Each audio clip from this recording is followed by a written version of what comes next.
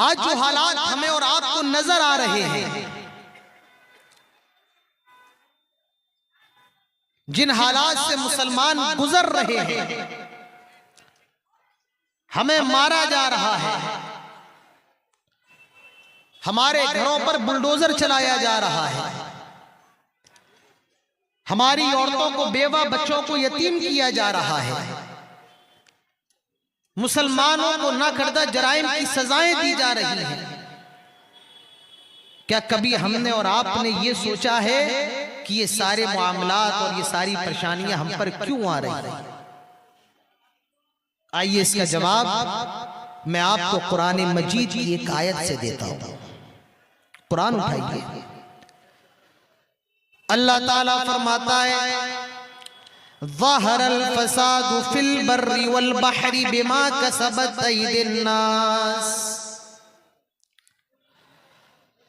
तुम्हारे ऊपर जो भी मुसीबतें आती हैं, जो भी परेशानियां आती हैं, वो तुम्हारे अपने हाथों की कमाई होती है, अपने अमाल का नतीजा होता है। अल्लाह ताला कुरान में दूसरी जगह इरशाद फरमाता है, वमा असाबकुम मिन मुसीबह फबिमा कसबत अयदीकुम व यअफू अन कसीर। आए मुसलमानों, तुम्हारे ऊपर जो भी मुसीबतें आती हैं, तुम्हारे ऊपर जो भी परेशानियां आती हैं, वो तुम्हारे अपने हाथों की कमाई होती है, अपने अमाल का नतीजा होता है।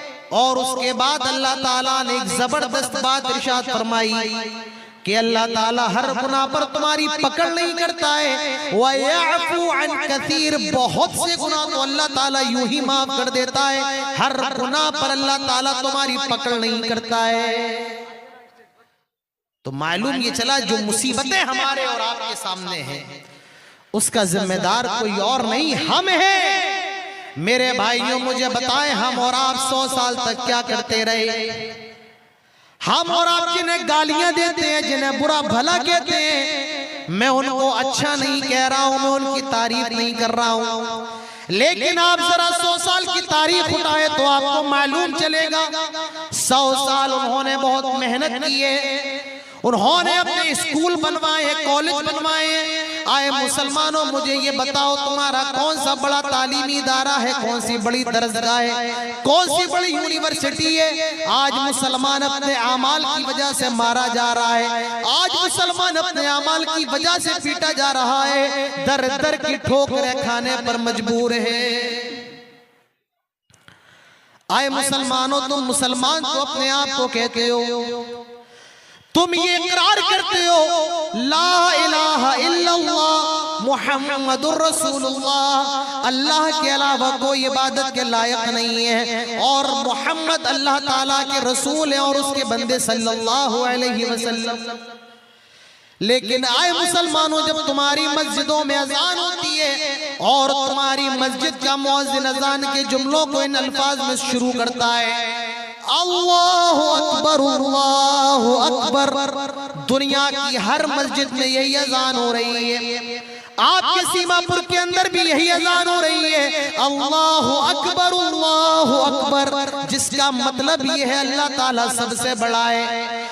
अल्लाह ताला बहुत बड़ा नहीं, सबसे बड़ा, उससे बड़ा कोई नहीं है। आए मुसलमानों, जब तुम इस बात का इकरार करते हो कि अल्लाह ताला सबसे बड़ा है और तुम इस बात पर ईमान भी रखते हो कि अल्लाह से बड़ा कोई नहीं है, आए मुसलमानों, तो तुम अल्लाह ताला के सामने झुकते क्यों नहीं हो?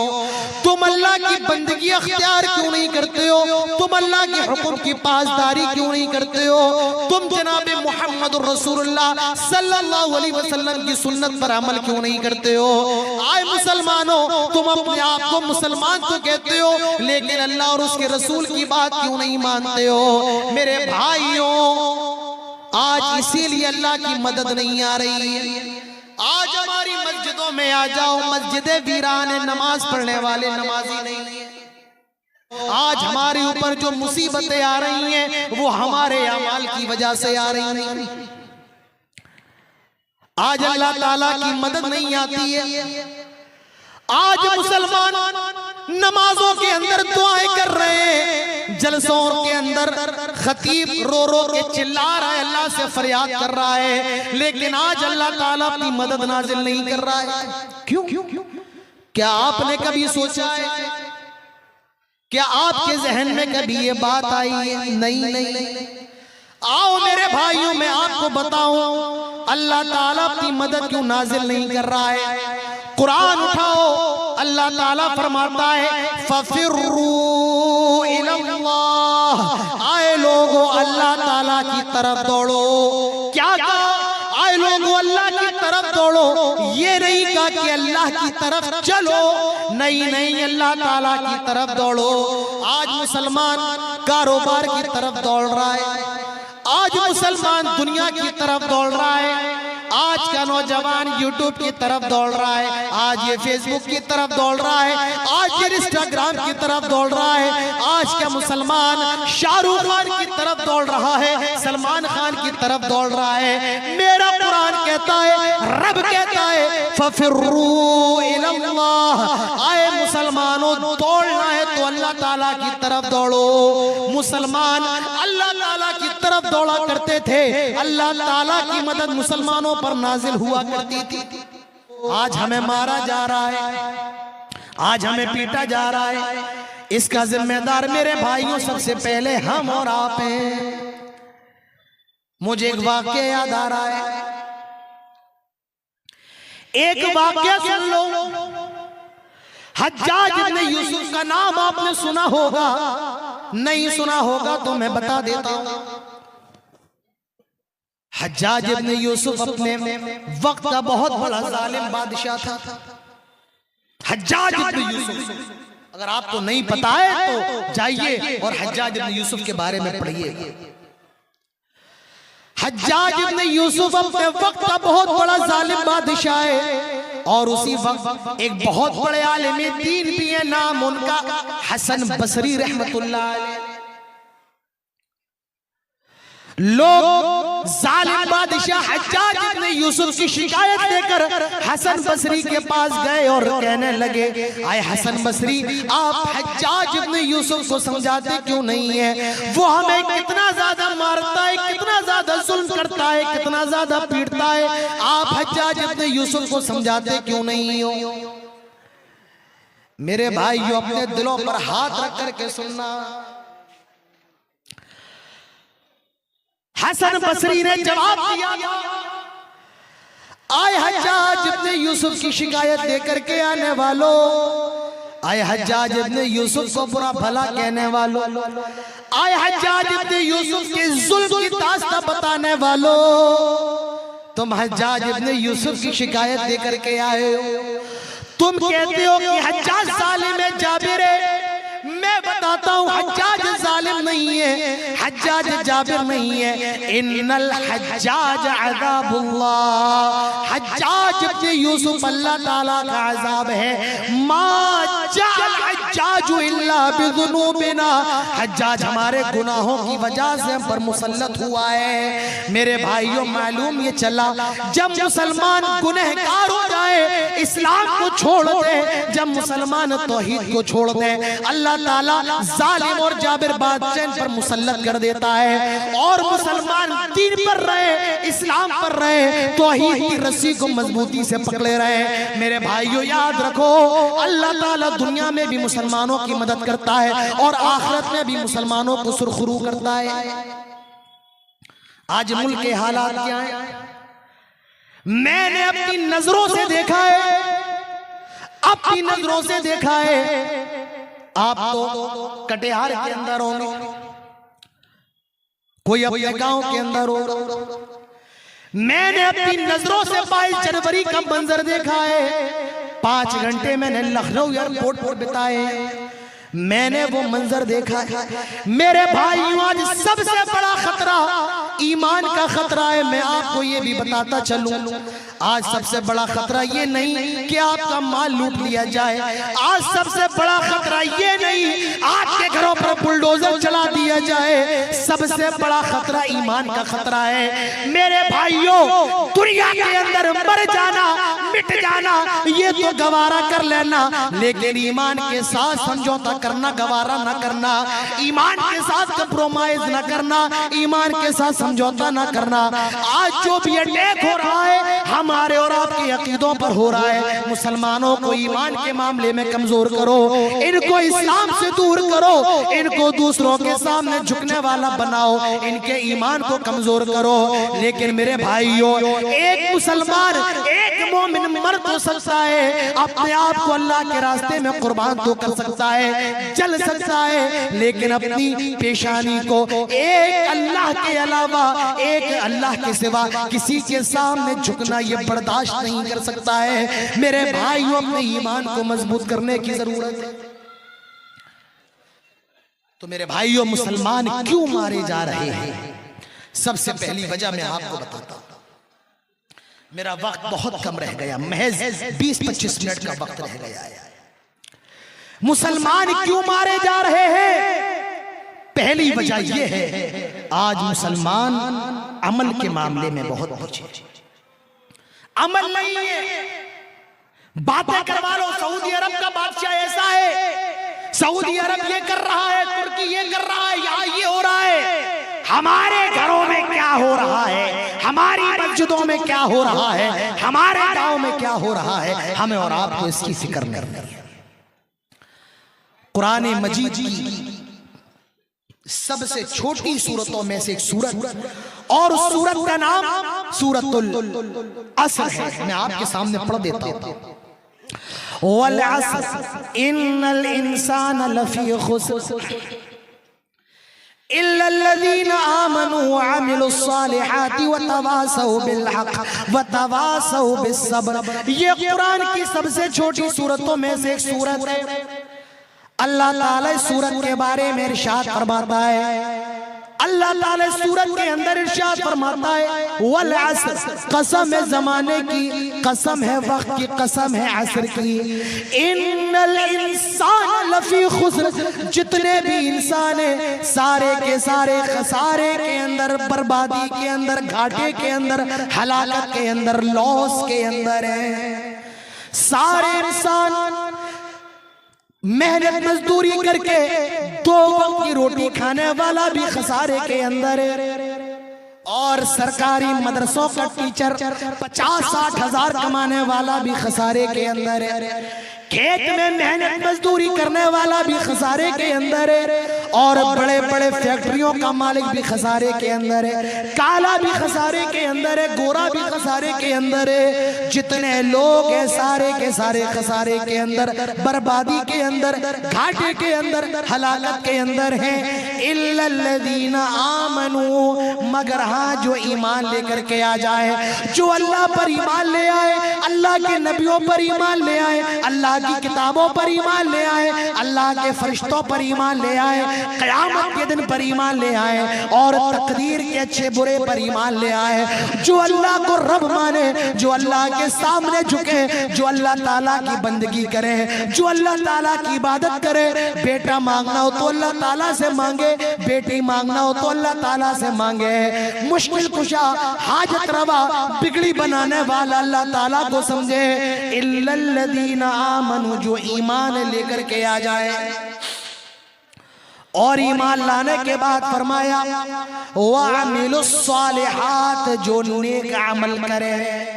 सिर्फ ईमान ले आना ही काफी नहीं है, ईमान लाने के बाद आपको नेक अमल भी करना पड़ेगा। आपको सर्दी में, कड़कड़ाती ठंडी में, फजर की नमाज में उठना पड़ेगा। आपको गर्म पानी मयसर नहीं है, ठंडे पानी से ही वुजू करना होगा। लेकिन मस्जिद में आना है, नमाज अदा करना है। रात में अपनी अपनी बीवी से हम बिस्तरी की है, मुलाकात की है, फजर की नमाज में गुस्ल करके आना है। आप अगर रात में नापाक हो गए हैं, एहतलाम हो गया है, नाइट फॉल हो गया है, आपको गुस्ल करके आना होगा। मेरे भाइयों, नमाज किसी भी हाल में माफ नहीं है। अल्लाह के नबी ने तो यहाँ तक फरमाया, अगर कोई खड़े होकर के नहीं पढ़ सकता है वो बैठ करके पढ़ ले।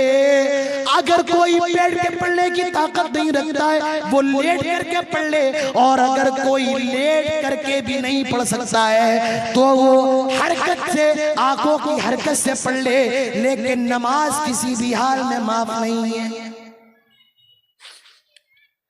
पानी नहीं है, मिट्टी से तयम्मुम करना है, लेकिन नमाज पढ़ना है। बीवी से हम बिस्तरी की है, पानी नहीं है, मिट्टी पर हाथ मार लो, हाथ मार के फूंक लो, चेहरे पर फेर कर बाएं हाथ से दाएं हाथ की हथेली और दाएं हाथ से बाएं हाथ की हथेली पर मसा कर लो। यह आपका तयम्मुम हो गया। और तयम्मुम करने के बाद नमाज आपको पढ़ना पड़ेगी। वामिलु सालिहात, नेक अमल आपको करना है। और मेरे भाइयों, सबसे अफजल चीज कलमे के बाद ला इलाहा इल्लल्लाह, तौहीद है सबसे पहली चीज। और तौहीद के बाद दूसरा नंबर नमाज का है, जो किसी भी हालत में माफ नहीं है। नमाज इतनी अहम इबादत, इतनी अहम इबादत मुसलमानों, अल्लाह के नबी ने उस नबी पर जिस पर हम और आप ईमान लेकर के आए हैं, अल्लाह के नबी ने तो नमाज के बारे में यहाँ तक फरमाया कि मेरा जी चाहता है मैं अपने नमाज पढ़ाने की जगह पर मुसल्ले पर किसी और को खड़ा कर दूं और मैं जाऊं मदीने की गलियों का चक्कर लगाऊं और जो मुझे अपने घर के अंदर मिल जाए, मेरा जी चाहता है मैं उसके घर को आग लगा दूं। ये नमाज का मामला है। मेरे नबी को नमाज इतनी महबूब थी और आज उस नबी के मानने वाले उन्होंने नमाज को खिलौना बना लिया। जब चाहो तब पढ़ लो और जब चाहो तब छोड़ दो। नहीं नहीं मेरे भाई, नमाज कोई आसान चीज नहीं है। जब चाहो पढ़ लो, जब चाहो छोड़ दो। नहीं, नमाज आपको हर हाल में पढ़ना है। नमाज ऐसी है कि जो बालिग होने से पहले जरूरी है अपने बच्चे को आप हुक्म दें। अल्लाह के नबी फरमाते हैं, मुरू औलादकुम बिस्सलाह वहुम अबनाउ सब'i सिनीन। आए अपने बच्चों को कॉलेज में पढ़ाने वालों, आए अपने बच्चों को आला तालीम दिलाने वालों, दिलाओ। शरीयत मना नहीं करती है, तुम खूब दिलाओ। इंग्लिश पढ़ाओ, साइंस पढ़ाओ, मेडिकल पढ़ाओ, जो पढ़ाना है पढ़ाओ। शरीयत कहती है बच्चा 7 साल का हो जाए पहले नमाज का सबक पढ़ाओ, नमाज सिखाओ। मुर्रू औलादकुम बिस्सलाह, जब बच्चे 7 साल के हो जाए नमाज पढ़ने का हुक्म दो। मैं बहुत खुल के नहीं बोल सकता। हालात क्या है, मोबाइल के जरिए आपको मालूम होगा सबसे बड़ा दौर, सबसे खतरनाक मामला इस वक्त उलमा के साथ है। और वो उलमा जो स्टेजों पर जाते हैं, जो तकरीरें करते हैं, कौम सोई हुई कौम को जगाते हैं, आज उनके ऊपर खतरा मंडरा रहा है। आप क्या जाने ये मदरसे आज लोगों की नजरों में खटक रहे हैं। क्यों? क्योंकि दुनिया जानती है मेंबरों पर खुतबा देने वाला, कौम को जगाने वाला खतीब मदरसों से निकलता है। दुनिया जानती है, जालिम जानते हैं लोगों के अंदर दीन फैलाने वाला, अकीदे की दावत देने वाला मदरसे से निकलता है। दुनिया जानती है दीन के मसले बताने वाला और फतवा देने वाला मुफ्ती मदरसों से निकलता है। कारी कुरान मदरसों से निकलता है, हाफिज़ कुरान मदरसों से निकलता है, एक मुजव्विद मदरसों से निकलता है, दीन की दावत देने वाला मदरसों से निकलता है। इसीलिए मदरसों को बंद किया जाए, मदरसों को खत्म किया जाए। मेरे भाइयों याद रखिए, कायनात इधर से उधर हो सकती है, हुकूमतें पलट सकती हैं, लेकिन मदरसे बंद नहीं हो सकते हैं। कुरान को किताबों से खत्म किया जा सकता है, बिल्डिंगों से खत्म किया जा सकता है, कमरों से खत्म किया जा सकता है, लेकिन हाफिज कुरान के सीने से खत्म नहीं किया जा सकता है। आज सबसे बड़ा मामला उलमा के साथ है, मुकर्रिरीन के साथ। आप क्या समझते हैं ये स्टेज कोई मामूली स्टेज है? आपने क्या समझ रखा है ये मंच कोई मामूली मंच है, नहीं नहीं, ये लकड़ी का नहीं है, ये लकड़ी का आपके लिए होगा, हमारे लिए ये कांटों का मंच है। कांटों पर बैठना पड़ता है, शोलों पर, अंगारों पर बैठना पड़ता है, बंदूकों के दहाने पर बोलना पड़ता है। आपको क्या मालूम कब क्या हो जाए, कोई नहीं जानता है। मेरे भाइयों, अपने उलमा की कदर करो, अपने मुकर्रिरीन की कदर करो। आज मुसलमान क्यों मारे जा रहे हैं? दूसरी वजह सुन लो सीमांचल के लोगों, आज मुसलमान दुनिया की मोहब्बत का दीवाना है। दुनिया, भाई बहन की विरासत खा रहा है, बड़ा भाई छोटे भाई का हक खा रहा है, पड़ोसी की जमीन हड़प कर रहा है। इस दुनिया के लिए ये दुनिया क्या है? अल्लाह ताला फरमाता है वमल हयात दुनिया इल्ला मताउल गुरूर, ये दुनिया धोखे की जगह है, फ्रॉड की जगह है। और अल्लाह के नबी फरमाते हैं लोगों, जब तुम इस दुनिया के पीछे भागोगे, आए मुसलमानों, जब तुम इस दुनिया के दीवाने हो जाओगे, तुम्हें दुनिया के जर्रे जर्रे पर मारा जाएगा। अल्लाह के प्यारे नबी जनाब मुहम्मद रसूलुल्लाह सल्लल्लाहु अलैहि वसल्लम इरशाद फरमाते हैं यूशिकुल उममु अन तदा अलैकुम कमा तदा लकलतु इला क़सअतिहा फ़क़ाल क़ाइल व मिन क़िल्लतिन नहनु यौमइदिन क़ाल बल अंतुम यौमइदिन कसीर वलाकिन्नकुम गुसाउन का गुसाइस सैल वल यनज़अ अन्नल्लाह मिन सुदूरि अदुव्विकुमुल मुहाबत मिनकुम वला यक़दिफन्नल्लाहु फ़ी क़ुलूबिकुमुल वहन वमल वहनु या रसूलल्लाह क़ाल अल वहनु हुब्बुद दुनिया व कराहियतुल मौत। अल्लाह के नबी इरशाद फरमाते हैं आए मुसलमानों, अन करीब ऐसा जमाना आने वाला है, एक ऐसा वक्त आने वाला है, पूरी दुनिया की कौमें तुम पर टूट पड़ेगी, पिल पड़ेगी, गिर पड़ेगी। किस तरह? कमा तदाअलकलतु इला क़सअतिहा, जिस तरह भूखे लोग दस्तरखान को देख करके टूट पड़ते हैं, जिस तरह भूखे लोग दस्तरखान को देख करके टूट पड़ते हैं, पूरी दुनिया की उम्मतें तुम पर टूट पड़ेगी, पिल पड़ेगी। एक सहाबी सवाल करते हैं वमिन क़िल्लतिन नहनु यौमइदिन, आय अल्लाह के नबी क्या उस दिन हमारी तादाद कम होगी, क्या हम थोड़े होंगे? आपने फरमाया नहीं नहीं, बल अंतुम कसीर, आए मुसलमानों तुम्हारी तादाद बहुत ज्यादा होगी, तुम्हारी तादाद बहुत ज्यादा होगी। आज मेरे भाइयों, दुनिया के अंदर ईसाइयों के बाद दूसरा नंबर मुसलमानों का है। सबसे ज्यादा तादाद ईसाइयों की है और ईसाइयों के बाद सबसे ज्यादा मुसलमान है। आज 55 से ज्यादा मुमालिक मुसलमानों के पास हैं। अल्लाह के नबी फरमाते हैं तुम्हारी तादाद तो बहुत ज्यादा होगी, वलाकिन्नकुम गुसाउन का गुसाइस सैल, लेकिन तुम्हारी औकात और तुम्हारी हैसियत ऐसी होगी जिस तरह समंदर के पानी का झाग होता है, तुम उसी झाग की तरह होगे। आज मेरे भाइयों, सबसे ज्यादा पैसा मुसलमानों के पास है, सबसे ज्यादा मुमालिक मुसलमानों के पास है, पैसे की कमी नहीं है, वसाइल की कमी नहीं है, लेकिन आज सबसे ज्यादा जलील की जाने वाली कौम भी मुसलमान है, सबसे ज्यादा मारे जाने वाले भी मुसलमान है। अल्लाह के नबी फरमाते हैं समंदर के झाग की तरह होगे। क्यों? हुब्बुद दुनिया व कराहियतुल मौत, तुम्हारे अंदर दुनिया की मोहब्बत आ जाएगी और मौत से तुम भागने लगोगे, मौत से तुम्हें नफरत हो जाएगी। ओह मुसलमानों, हमारे नबी का हाल देखो, हमारे नबी का हाल क्या था।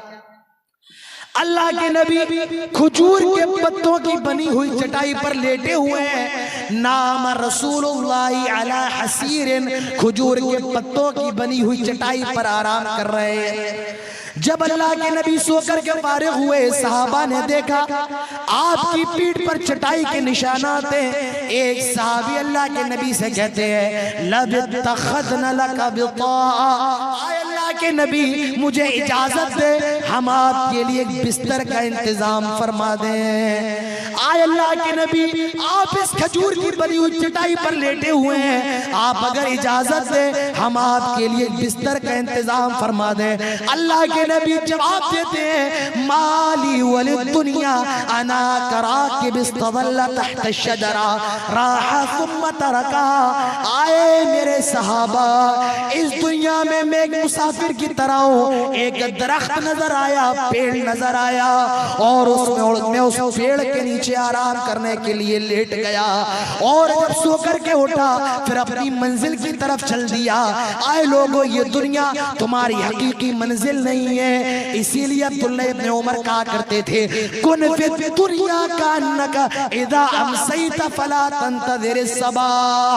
आए लोगों, जब शाम हो जाए तो सुबह का इंतजार न करो, और जब सुबह हो जाए तो शाम का इंतजार न करो।